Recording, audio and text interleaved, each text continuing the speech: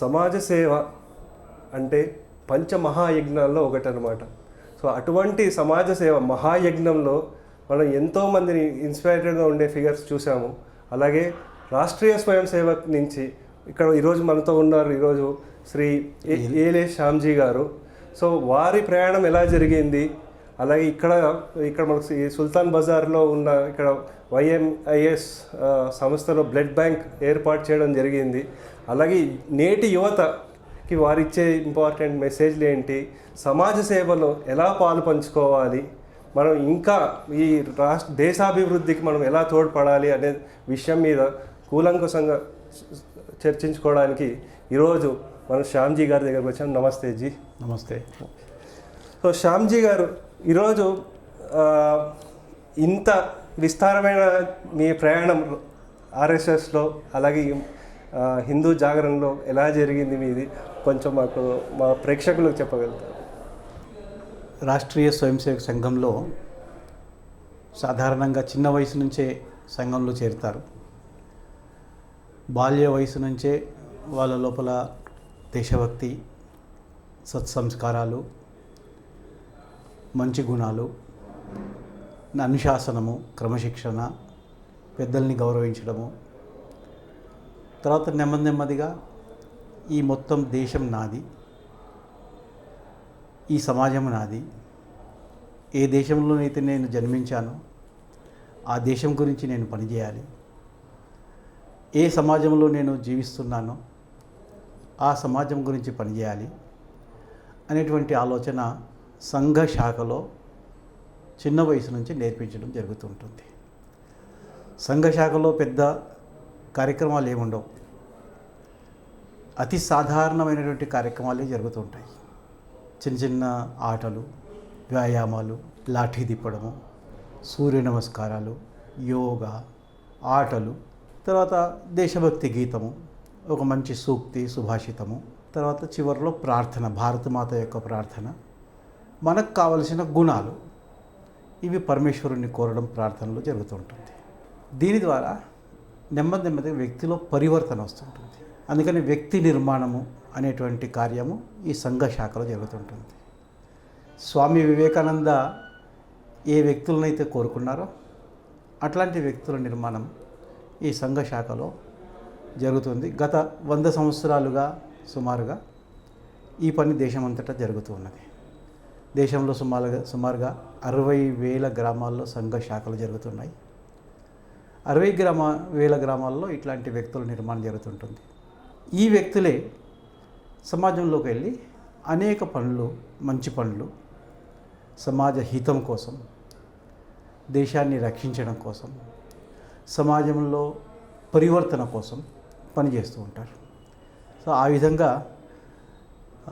నేను కూడా చిన్న వయసులోనే సంఘ శాఖలో, పాఠశాల సమయంలోనే సంఘ శాఖలో చేరడం, నిత్యము వెళ్ళడం, ఆ విధంగా మలచబడ్డాను. దాని తర్వాత సంఘంలో కార్యకర్తగా ఎదిగాను. ముందు ఘటనాయక్ అంటారు, శిక్షక్ అంటారు, ముఖ్య శిక్షక్ అంటారు. ఆ విధంగా అంచెలంచెలుగా ఒక్కొక్క చిన్న బాధ్యతలు నిర్వహిస్తూ ముఖ్య శిక్షక నుంచి నగర స్థాయి, జిల్లా స్థాయి, ఆ విధంగా నా చదువు పూర్తయిపోయిన తర్వాత నా యొక్క జీవితము సంఘ కార్యానికే, దేశ కార్యానికే అంకితం చేయాలని చెప్పి నేను నిర్ణయం చేసుకొని లా పూర్తి చేసిన తర్వాత నేను సంఘ ప్రచారకగా బయటికి వచ్చాను. ఆ విధంగా ఇప్పటికి 40 సంవత్సరాలు సంఘ ప్రచారకగా నా జీవితం పూర్తయింది. 40 సంవత్సరాల పాటు సంఘం ఎక్కడ చెప్తే, ఏ పని చెప్తే ఆ పనిలోకి వెళ్ళి పనిచేయడం సంఘంలో ప్రచారకుల యొక్క సాధారణ అలవాటు. అది దాన్నే ప్రచారక అంటారు. కాబట్టి ఆ విధంగా ఇప్పుడు నాకు అఖిల భారతీయ స్థాయిలో ఈ ధర్మ జాగరణ అంటే మతం మార్పిడిలో ఆపాలి, మతం మారిన వాళ్ళని మళ్ళీ వెనక్కి తీసుకురావాలి అనేటువంటి ఈ పని నాకు అప్పచెప్పడం జరిగింది. నేను చెన్నై కేంద్రంగా ఉంటూ దేశమంతా కూడా పర్యటన చేస్తూ ఈ పని కోసం నేను కార్యకర్తల్ని తయారు చేస్తూ ఆ విధంగా ఈ పని నిర్వర్తిస్తూ ఉన్నాను.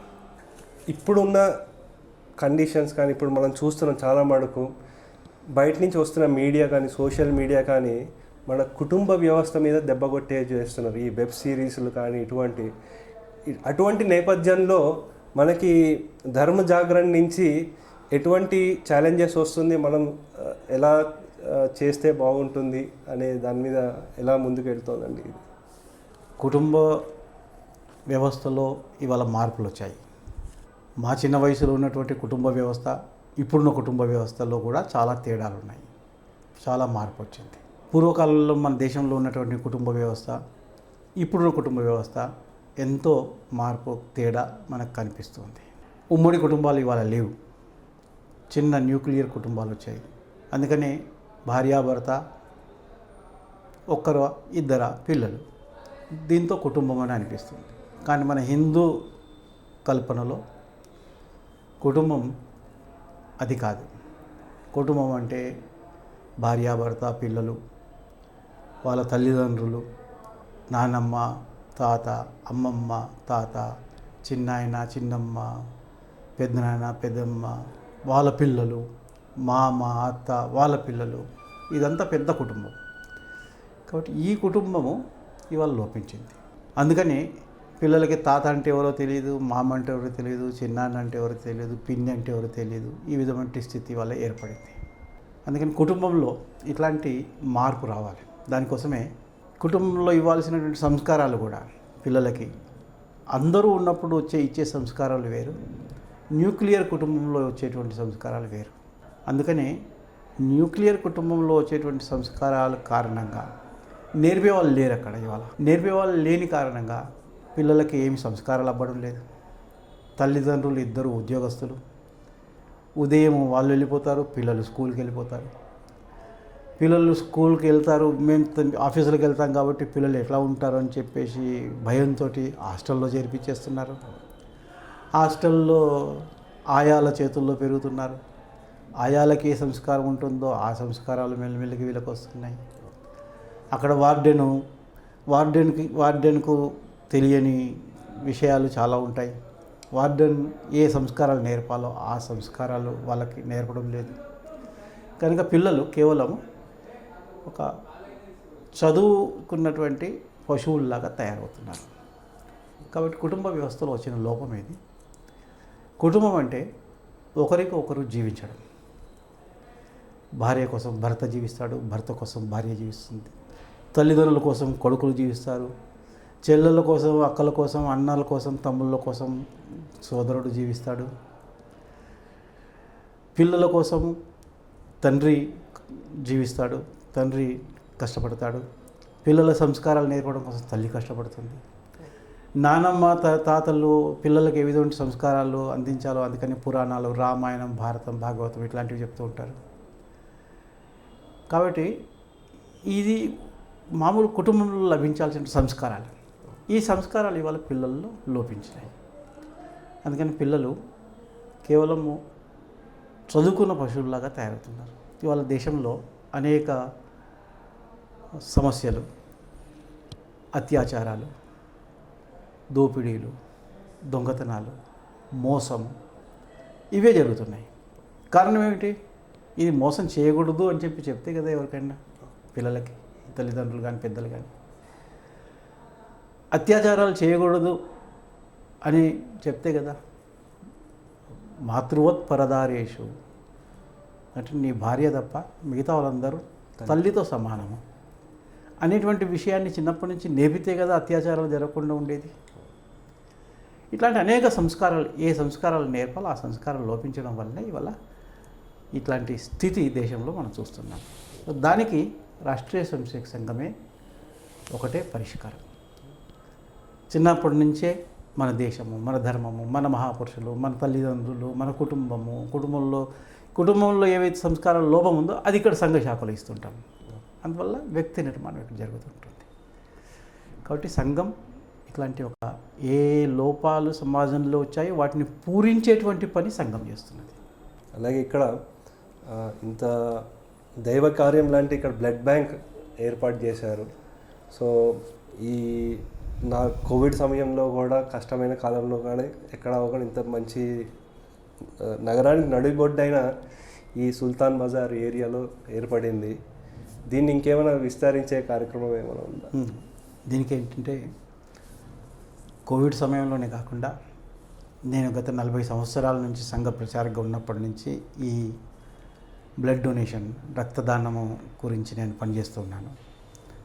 అనేక మంది ఇది నగరం ప్రాంత కేంద్రం కావడం, రాజధాని కావడం, అందువల్ల జిల్లాలన్నిటి నుంచి ఇక్కడికి హాస్పిటల్స్కి రావడం, ఇక్కడ క్యాన్సర్ కానీ హార్ట్కి సంబంధించినటువంటి ఆపరేషన్స్ కానీ డెంగ్యూ లాంటి రోగాలు కానీ ఇట్లా అనేక జబ్బులకి రక్తం అవసరం ఉంటుంది. చిన్న చిన్న ఆపరేషన్స్ కానివ్వండి, అన్నింటికీ రక్తం అవసరం ఉంటుంది. కాబట్టి ఆ రక్తం కోసము రోగులు ఎంత కష్టపడతారో నేను కళ్ళారా చూశాను గత 35-40 సంవత్సరాల నుంచి. అందువల్ల నేనే బ్లడ్ డొనేషన్ లిస్ట్ ఒకటి తయారు చేశాను. అనేక మందికి అప్పటి నుంచే ఎవరెవరు ఆ విధంగా జిల్లాల నుంచి వస్తారో వాళ్ళకి ఏ బ్లడ్ గ్రూప్ ఎంత కావాలి, ఎవరు దానికి ఇవ్వగలుగుతారు, దాత, ఇట్లా లింకప్ చేయడం, వాళ్ళకి నేను రక్తం ఇప్పించడం, ఈ పని కూడా నేను చేస్తూ ఉండేవాడిని.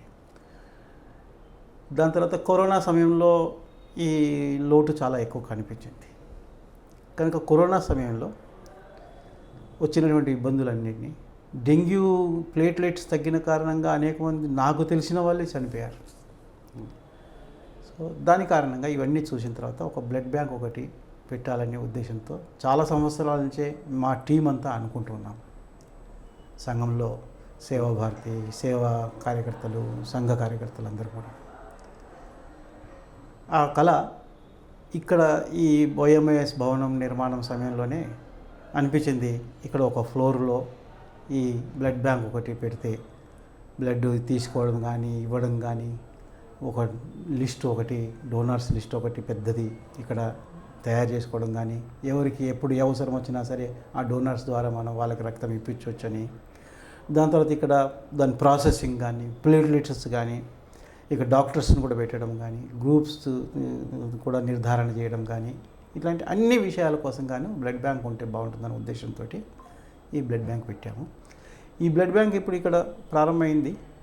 దీని తర్వాత దీన్ని ఏ విధంగా ఇంకా మాడిఫై చేయాలి, ఇంకా ఏ విధంగా సమాజ సేవకు ఉపయోగపడాలి, మేము టీం అంతా కూర్చొని ఆలోచన చేసి దీన్ని సమాజ సేవ కోసం ఇంకా మంచి పద్ధతిలో ఉపయోగిస్తాం.